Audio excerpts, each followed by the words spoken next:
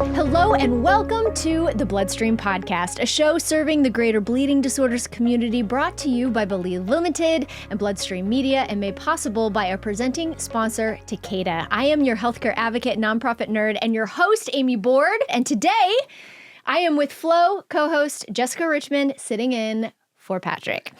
Amy, BloodStream listeners, I'm so glad to be here. Flowing with you. No, blood streaming with you all. Oh, gosh. Blood streaming. Okay. Jess is here because it's Women's History Month. And here on BloodStream, we celebrate those kinds of things. Yeah, that's cool of us. It's cool. Yeah. I like it.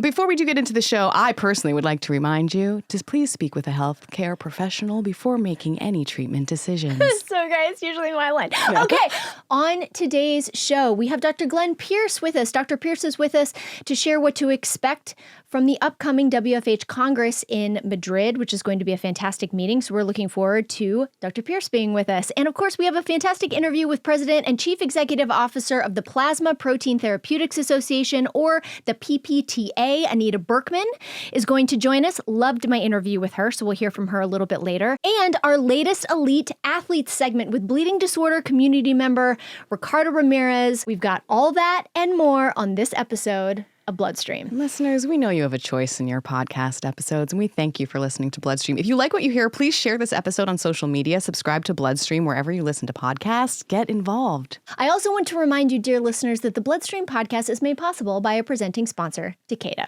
That is right, Takeda. Takeda has got this website, bleedingdisorders.com, where you can learn all about Takeda's resources for and commitment to the bleeding disorders community.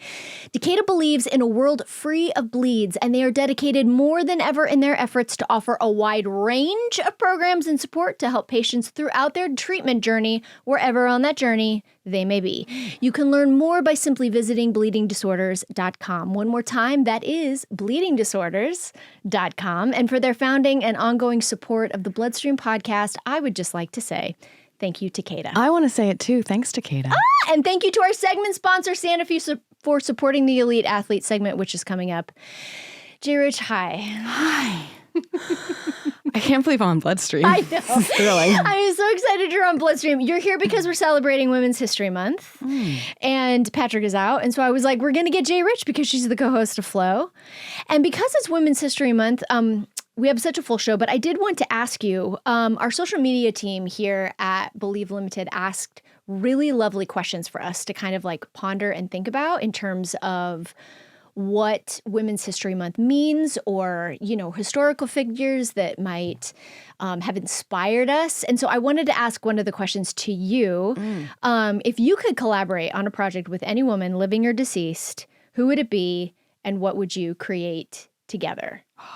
It's the best question, right? Wow, yeah, great. Let's talk about what we can create together.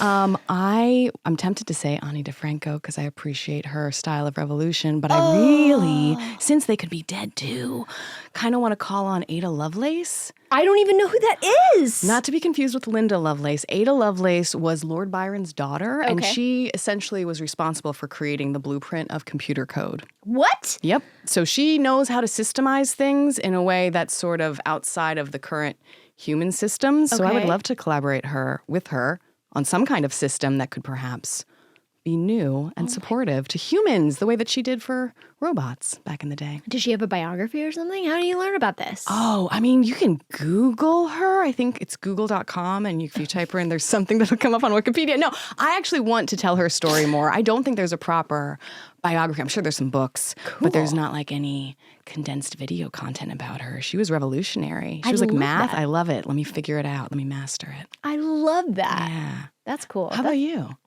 Mine was Gilda Radner. Oh, okay. Mm-hmm. Yeah. I would love to collaborate with Gilda Radner. We would be funny, but I would love to, I would love to sit down and collaborate with her and like write a book or like share our story about what it's like to be funny and yet very wildly feminine in a boys club, and like to, you know, engage with the boys club, to have that humor. She had that humor. I have that type of humor. But like she was still so wildly feminine. And I just think that would be interesting. Even if you don't get to collaborate with her, could you write that book anyway? Yeah, totally. Okay, great. Okay, great. Well, happy Women's History Month to all that celebrate. We're still in the month of March, so happy Bleeding Disorders Awareness Month as well. Yes, absolutely. And speaking of, our first guest actually is BloodStream legend. We've had him on several times. Dr. Glenn Pierce is going to be with us. And Dr. Pierce stopped by to share a little bit about what's upcoming at the WFH Congress in Madrid. Of course, WFH is the World Federation of Hemophilia. Their Congress is every other year, and it's a big international conference. A lot of scientific minds there, but a lot of international global community members also attend this meeting. And so Glenn, of course, is works with WFH, has for a long time. And so he was here to kind of share a little bit about what we can expect. How amazing. Here's to global connection. Heck yes. So take it away, Dr. Pierce. Listeners, I am here with Dr. Glenn Pierce, one of my favorites, who's going to give us kind of an overview of what WFH Congress is going to look like this year in Madrid. Glenn, welcome back to the podcast as always, my friend. Good to be here, Amy. Thank you very much for having me and for giving me an opportunity to talk about the WFH, the World Federation of Hemophilia Congress that's going to be in Madrid in late April. It's a Congress that we run in full-blown form every 2 years and is really a chance for the world community to get together. Not only the patients, patient advocates, but all of the range of healthcare providers, regulators, and payers, as well as industry come together to under one tent to have a chance to exchange a lot of information. So really very educational, not only from the sessions, but from the hallways, running into people, having a chance to understand culturally where they're coming from, what life is like in this country or that country if you've got a bleeding disorder. So I went to my first one back in 1990 when it was in Washington, D.C., and really I'll never forget the kinds of people that I met and the stories that they had to tell, many of which were heartbreaking. Because for us living in the 15% of the world, having access to a variety of state-of-the-art therapies, that is not the case for the 85%. And so a significant part of the conference really does focus on all of the therapies, including the ones that are more limited in the rest of the world. And that's important. It's important for awareness. It's important for us to understand how we can continue to advocate for health equity. That's really what it's all about. Glenn, from your vantage point, what are some of the highlights that Congress is going to have here in Madrid? Well, it's just a few days long, but it is contains 90 hours of educational sessions. Some are simultaneous.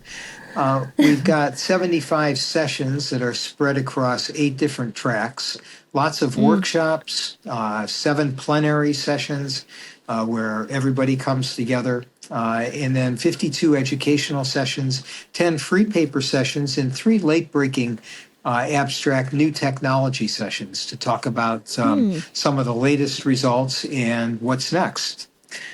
We've got about probably over 250 people from 53 countries that are coming in to talk and exchange information. We have basically 2 main tracks, a medical track that is medical and scientific in nature, talking about treatments, healthcare, and the management of bleeding disorders. And then we've got a people with bleeding disorders track that talk about more comprehensively living with bleeding disorders, outcomes, and how to succeed in gaining access to therapies. We then also have 6 professional tracks for our professional members, in addition to the medical tracks. So lab track, nurses track, musculoskeletal track, psychosocial, women and girls with bleeding disorders track, and a dental track. So a little something for everyone at this conference. We also, the day before the conference starts on Sunday, we have workshops. And the workshops really focus on our humanitarian aid program, our blood safety availability, coagulation products, safety availability and supply activities, and then our data and demographics, our research programs, and how they go about collecting data, and of course, what the data show.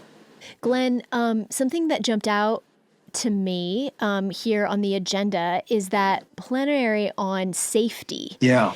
And I just wondered, what was the genesis of that? What is that session going to be about? It says aims to empower the community to take proactive measures to ensure that we learn from past experiences and advocate for safety in bleeding disorder care, which I know is important, but it just seems like it hasn't been like a topic, at Congress or meetings lately. Well, that's exactly why we decided to do it as a plenary. Now, on Sunday, our coagulation products safety, supply, and availability committee will have several hours on some of the details of safety, as we always do, but it also talks about availability and supply, and affordability, which is very important too. But when you think about where we are today and the range of products that are available, safety no longer fits into one little box. So if you go back 25, 30 years, we had plasma-derived products. Actually, up to 30 years ago, that's all we had was plasma-derived concentrates. And safety could be well categorized, concern about inhibitors, concern about viruses. And so now we fast forward 30 years and we have a variety of different therapies, as we all know. And the key thing about drugs is that it doesn't matter who we are, what illnesses we may have. For every drug, there is a benefit and there is a risk. And so there are consequences for all of us when we take drugs, and we need to understand what those consequences are. This feeds into informed decision-making, shared decision-making tools to really understand. And as we look at our landscape today, it's way beyond plasma-derived factor VIII and factor IX. It's way beyond recombinant factors. We're dealing with monoclonal antibodies in a variety of forms that either can mimic factor VIII or rebalance the coagulation system. We're looking at RNA molecules that can rebalance the coagulation system. And then we're looking at gene therapy of completely different set of benefits and risks associated with this kind of technology. And so putting it all under one roof and having a plenary on safety helps us at a 100,000 foot level or 100,000 meter level to really look at safety as a whole within the bleeding disorders community. And as I mentioned, feeding right into informed and shared decision making. Patients need to take responsibility for not only looking for the efficacy, which is very important, but for looking at the safety. So what's the risk associated with the benefit? And that's why we've turned it into a plenary to really draw attention to the need for all of us to take even more responsibility because it's gotten more complicated. Glenn, tell me about the medical track. What are you clinical nerds going to be nerding out about at Congress? That's our favorite topic here on BloodStream is what the clinicians are nerding out on. Yeah. Well, I alluded to it. The benefit risk is an important one. And so you can break that down and look at the various benefits of many of the treatments that are available or in clinical trials. And then you can look at the risks that are associated. So this provides us with an opportunity in the medical track to look at things in much more detail and with the latest information as well. Because even though clinical trials for some may be over, post-marketing studies are still ongoing. Data are still being collected for these new technologies. And that's important for us to stay abreast of what comes out from real-world data, as well as what comes out from additional clinical studies, even after products are approved. So there'll be a lot of that. There also will be a focus on on new technologies. And so what's coming? For instance, for gene therapy, it looks like we may have some long-term curative-like effects for factor IX. We'll see, but so far the data are looking good. But for factor VIII, it's not so clear that we have either long-term benefit or that it's necessarily curative for many patients. And so understanding what the limitations are is important as we make our way toward getting to curative therapies. The goal here is to cure bleeding disorders. It's not more treatments necessarily, although we need more treatments along the way, but it's to cure bleeding disorders. How are we going to get there? How are we going to get there for factor VIII, factor IX, for von Willebrand disease, and then for the more rare coagulation factor deficiencies? So there'll be some discussion on that as well at the World Congress.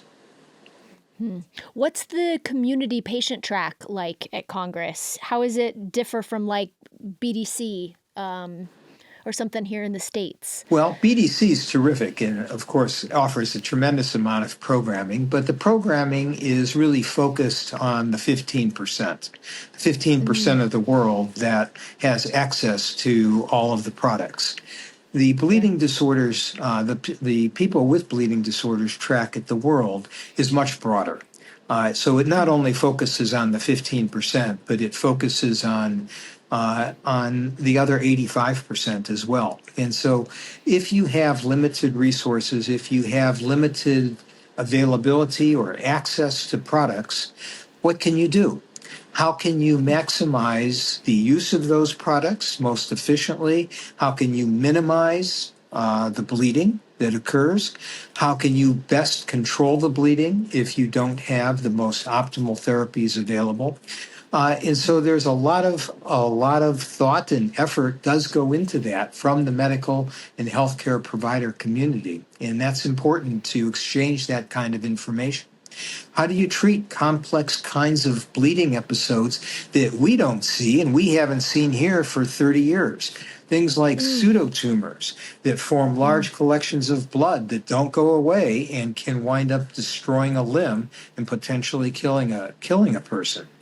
Or other kinds of bleeding that really leaves a tremendous amount of sequelae because the bleeding is more uncontrolled. Key thing with bleeding is to prevent it, and if you can't prevent it, it's to stop it right away. Yeah. Well, that doesn't really happen in most of the world. We don't prevent it, and patients are often way too far away from getting any sort of treatment to stop it right away. So by the time they can get access to treatment, assuming some is available, that is turned into a full-blown major bleed that takes, as we may remember from years past, weeks to resolve. I remember that from my childhood. Weeks and weeks for all of that blood to be eliminated. So that is what happens, and there are best practices for managing patients, and those are important to exchange because they literally can save lives. Glenn, thank you for being here, as always. Just wanted to give you one last shout out. Is there anything else that we should mention when it comes to Congress? I'm very excited about it, by the way. It's going to be in Madrid. BloodStream listeners, Patrick and I are going, so we'll do our on-the-ground, nerdy reporting as we're there. We can't wait. But anything else before we close? Well, I've been to Madrid a couple of times on business and had opportunities to get to some of the museums. It's impressive. There's a lot of Spanish artists that are very well known, besides Picasso, of course, and their museums are filled with those.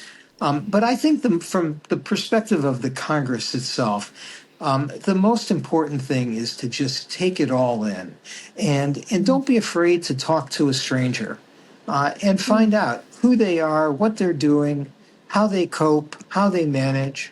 Because it's a fascinating cut across humanity, and whether you're fortunate enough to have access to the latest and greatest, or you only have access to something that's been around for 30 or 40 years, people cope. and they all cope in their own individual way.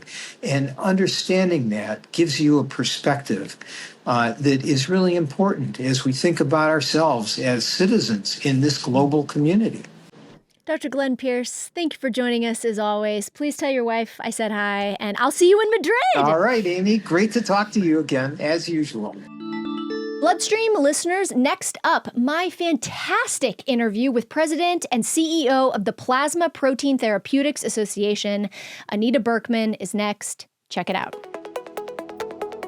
Y'all, I am here with President and Chief Executive Officer of the Plasma Protein Therapeutics Association, or the PPTA, Anita Birkman. Anita, hello. Welcome to the podcast. Amy, thank you for having me. Great to be speaking with you today. Well, tell me a little bit about the organization.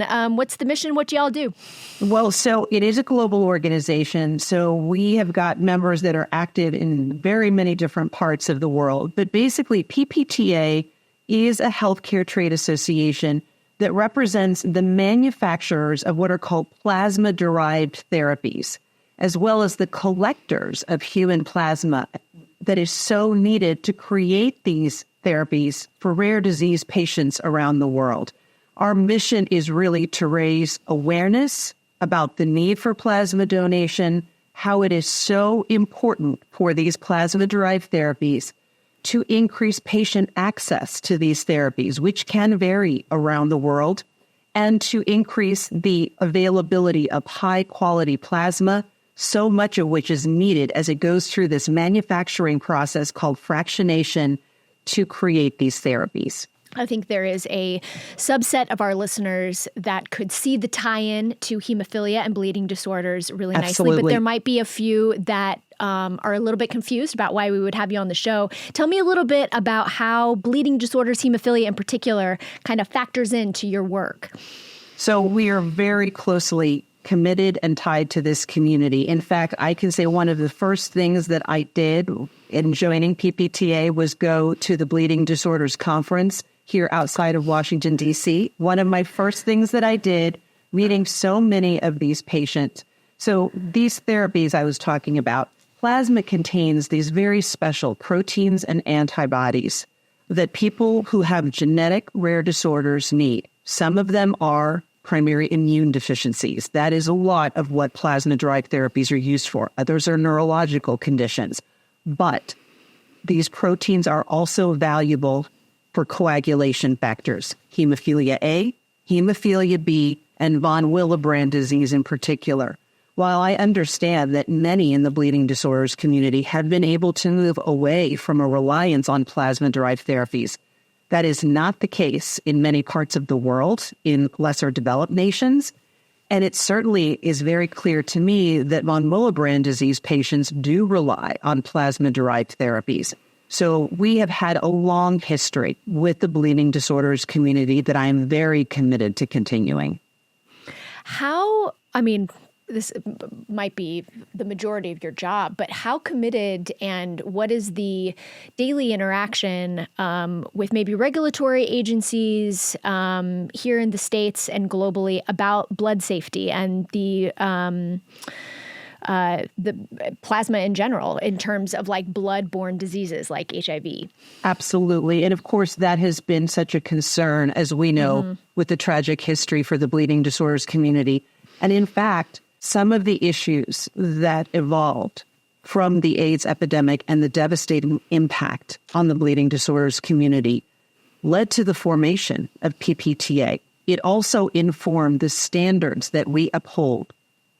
PPTA administers standards and programs that go above and beyond what regulators require to have the utmost quality and safety for the plasma donation process and the manufacturing process that can now remove these blood-borne viruses tremendously effectively. It has been decades since there has been a transmission, but those standards and getting the industry to that place have been part of that journey.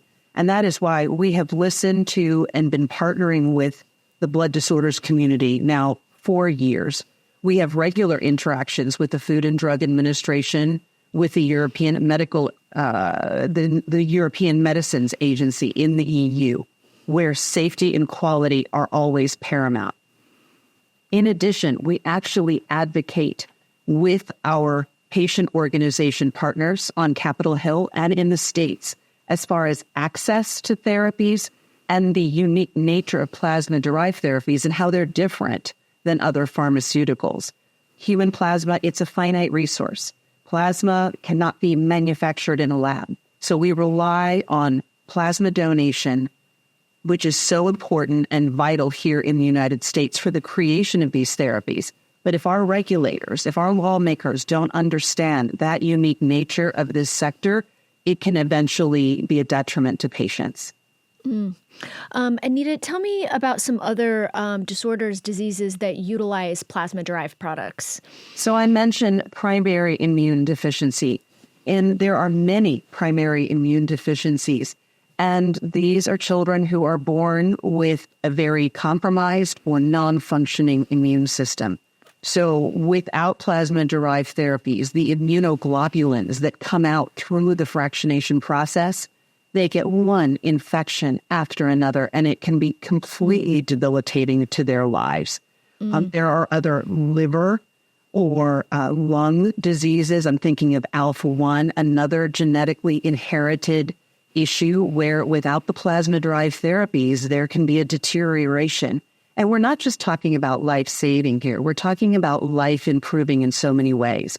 The other thing is that there are many other indications for plasma-derived therapies that people know less about.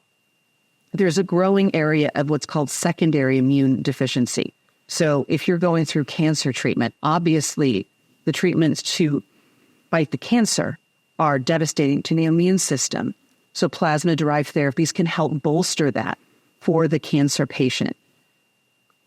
Plasma-derived therapies are also used in shock trauma to treat burn victims, rabies, tetanus. There are so many different uses. And there is even a type of therapy for a blood incompatibility, Rh incompatibility between a mother and her unborn child, where the antibodies in the mother's blood recognize that of the unborn baby or fetus as foreign and can start attacking. But with one injection, this one anti-D injection, that cascading process can be stopped, and the baby has a much better chance of being born healthy. So while many of the uses of plasma-derived therapies are for rare conditions, when you look at it holistically, we're talking about a lot of people who rely on them. Anita, we love executives on this show, and I do have to say, we love a lady executive on this show, lady to lady. Hello. So tell me a little bit, tell our listeners a little bit about you. How'd you get into this?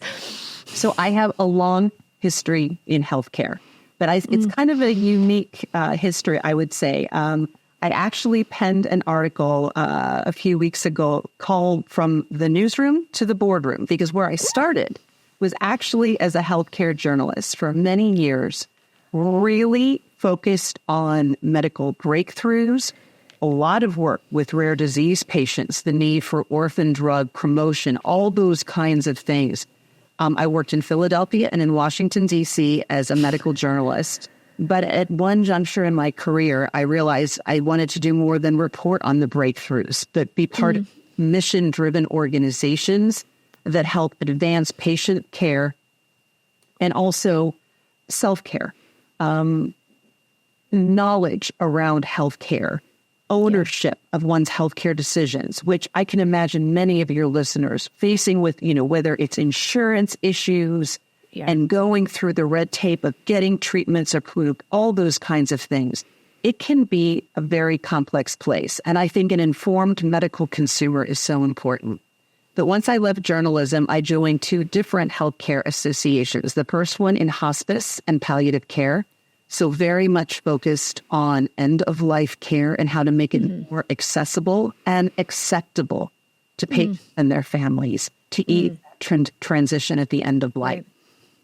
My second healthcare association was focused on non-prescription medicines and dietary supplements, all those things you find in the drugstore when you walk in. So self-care focus. So less of a focus on a patient, but on a consumer.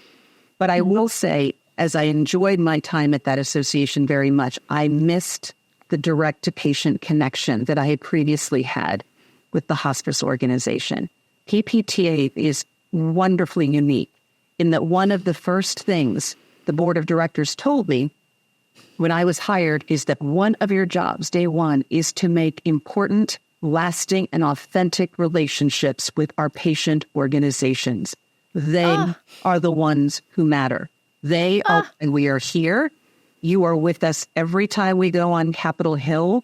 Your stories are in all of our publicity on media. It is focused on the patients who need these therapies, because there is no stronger message than that. And I am thrilled to be leading this organization that has these ties to patients, not just here in the United States, but on the international level. I was just at the International Plus Conference of patient organizations with hemophilia patients front and center represented there, and PPTAs at the table as well. And I couldn't be more proud of that. Oh my gosh. As like a nonprofit nerd, that just like makes my heart soar. That's so great. That kind of leads me. I'm a fellow nonprofit nerd. Yes. We love. This has just been lovely and really informative, and I'm very excited, hopefully maybe to have you back on the show so we can learn a little bit more about the partnerships that you're making, kind of where the organization is going. To final question, like the biggest question we ask, what are the priorities of the organization this year and kind of in the next 3 as you're kind of looking towards your strategic plans and things? Absolutely. So we really work around 3 pillars. One is education and awareness. Plasma donation is nowhere nearly as well recognized as blood donation. And we need more people to consider donating plasma. It takes 1,200 donations of plasma to treat one hemophilia patient for a year. Because through this fractionation process, you need so much of this plasma pooled together to distill those critical proteins and antibodies we talked about. So it's education and awareness about what is plasma donation, why is it so important, who is waiting on the other end, those patients who need these plasma-derived therapies. We also want to increase availability of access to the plasma that we need, both here in the U.S., in Europe, and around the world. And, we want to increase patient access to plasma therapies. That's what we advocate for, and that these are unique therapies. They're not necessarily interchangeable, and they're different from other pharmaceuticals, and that they need to be looked at differently by regulators and lawmakers. So those are our key priorities.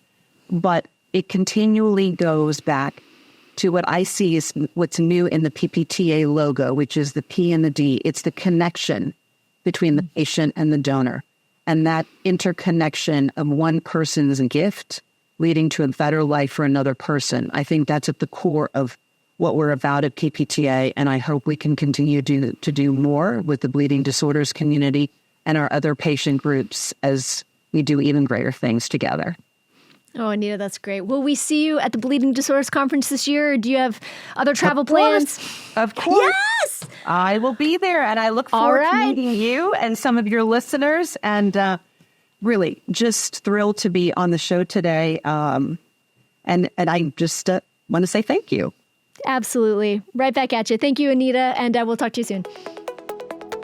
Thank you, Anita J. Rich. My favorite thing about her is that she is totally a lady CEO. We love lady CEOs. Yes. Well, it's so interesting too. At International Women's Day, it's important that we don't just have women in the forefront of systems that have been created by men. However, it's essential that we have women like her who are leading the way 100% on those systems that have been created by men as CEOs. Let's 100% see more. Yeah. And one thing that I loved about her is that she was so relational focused. So much of her job is relational, and I don't know. She was just lovely. I remember, to be completely honest, I remember coming into this interview, I didn't know her. I didn't know the work of the organization. And when you leave that, when I left the interview, I was like, this is really lovely. It has such a wonderful connection to the bleeding disorder community that we don't talk about.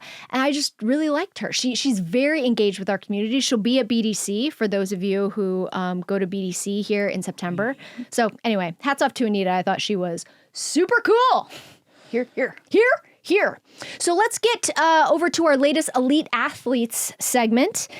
This next segment is going to be with bleeding disorder community member Ricardo Ramirez. We can't wait to hear his story. As a reminder, listener, Sanofi seeks to expand the idea of what's possible for the hemophilia community, take a deeper look at the science behind hemophilia and an important connection between factor activity levels and potential activities at levelsmatter.com.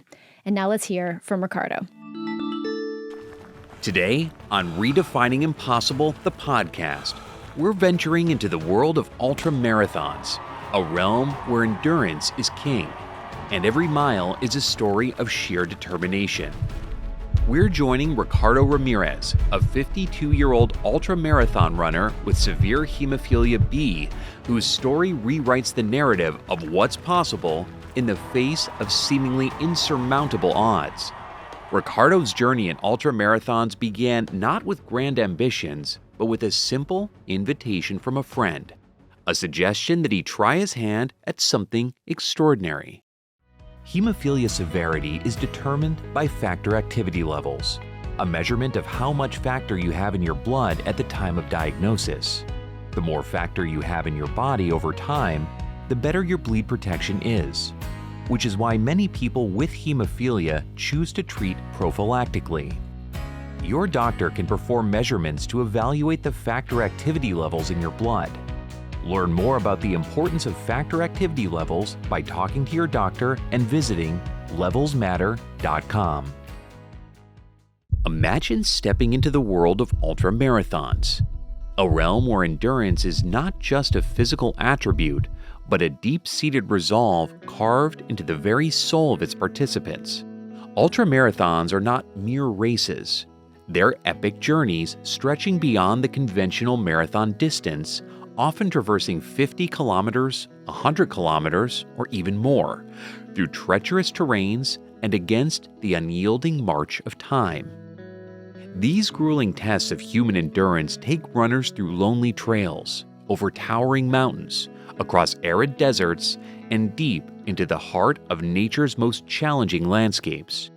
Every step is a dance with the limits of human potential, a relentless pursuit of what lies at the edge of possibility. In the world of ultramarathons, it's not just about the distance covered, but the stories of resilience, determination, and the unbreakable human spirit that are written within each stride. I'm Ricardo Ramirez, 52 years old with hemophilia B severe.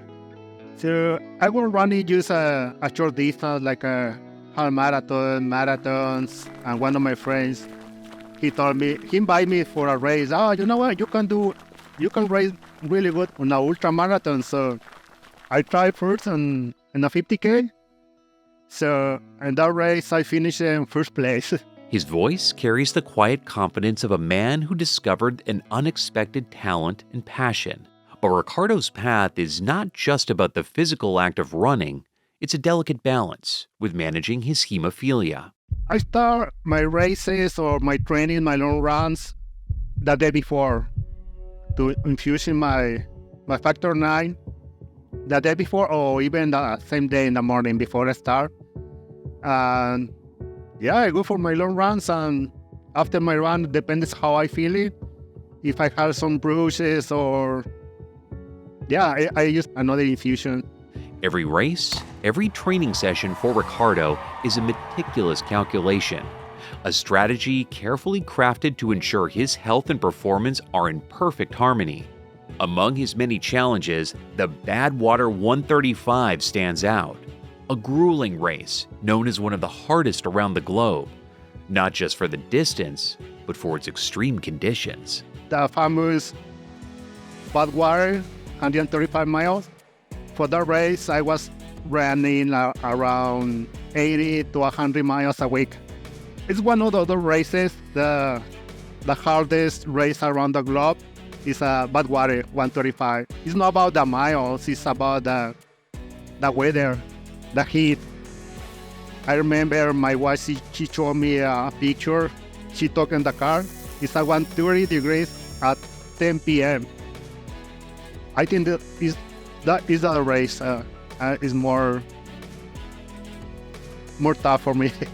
Ricardo's story in ultramarathons is not just a physical endeavor, it's a mental battle, a testament to that indomitable spirit we've seen in all the elite athletes we've interviewed for Redefining Impossible, the podcast. You know what? For me, all the time I told all the people, all these kind of races is mental, 80% mental. When I signed for that race, the Badwater 135, when I hear my name, oh, you are in the race. At that moment, I mentally, I'm going to finish that race.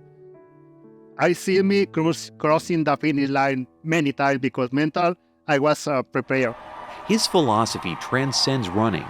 It's a lesson in life about the power of mental fortitude and visualization. Ricardo doesn't run these races alone. His journey is supported and made possible by a vital support system. During the races, we have aid stations. Every 7 miles or depends where the aid station, and I can have support there. Most of my wife, all the time, she support me. She waiting for me in those aid stations, and all the time I have my factor with her, just in case I need it. Behind Ricardo's every stride is a story of community, love, and unwavering support, embodying the true spirit of endurance sports. You know what? I try to show the people with hemophilia we can do things extreme sports, or whatever we want to do. If we had a treatment, we can do whatever we want. Use treat it with a factor. Ricardo Ramirez's journey is not just an athletic feat. It's a beacon of hope and inspiration, showing that with the right management, support, and sheer will, even the most daunting of challenges can be conquered. This has been Redefining Impossible, the podcast, where we bring you stories of extraordinary resilience, one ultra marathon at a time. Thanks for joining us on this episode of Redefining Impossible, the podcast. Don't forget to watch the film Redefining Impossible for free at EliteAthletesWithHemophilia.com. And thanks once again to Sanofi for sponsoring this segment. I'm Keith Korneluk, and I'll talk to you next month on Redefining Impossible, the podcast, only on BloodStream.